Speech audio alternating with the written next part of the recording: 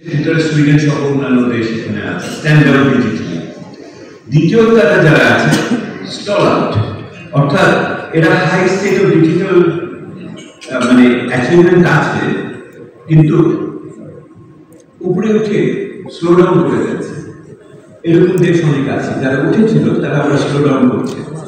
আর তৃতীয় আছে সেটা মানে যারা ব্রেকআউট করছে, অর্থাৎ ছিল নিচের দিকে কিন্তু উঠছে উপর দিকে, সম্ভাবনার দ্বার প্রান্তে আছে। দেখুন আপনারা, আর অনেক কে আবার এর পরে আবার নিম্ন দিকে গেছে।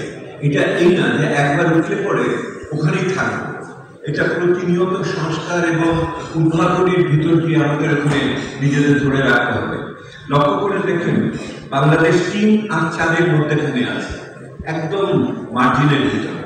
অর্থাৎ সে ছিল ব্রেকআউটে, কিন্তু সে কিন্তু স্ট্যান্ড আউটে চলে যেতে পারে, তো বাঁচাউটে চলে যেতে পারে, অথবা কেউ বলতে পারে ছিল বাঁচাউটে, এখন সে এই ব্রেকআউটে ঢুকছে।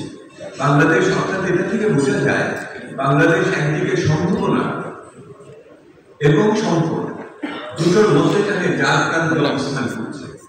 এই জন্যই বলছি যে আজকের এই আলোচনাটা ওই জন্য শুরু করলাম যে মানে ব্যাক টু দ্য ফিউচার।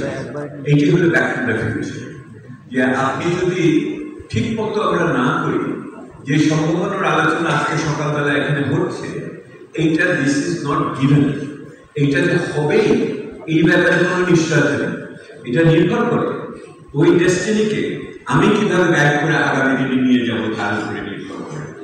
আচ্ছা, আগায় তাহলে দেখুন, এইটার ভিতরে পৃথিবীতে আর যে দুটো ইন্ডিসিস ব্যবহার করা হয় এই ক্যাশলেস ইকোনমির জন্য, একটা করে আপনার ওই যে রেড বুক স্ট্যাটিস্টিক্স আছে বাংলাদেশ ইন্টারন্যাশনাল সেটেলমেন্টসের পক্ষ থেকে, এবং সেখানে এই রিটেল ক্যাশলেস ট্রানজাকশন পার ক্যাপিটা হিসাব করা।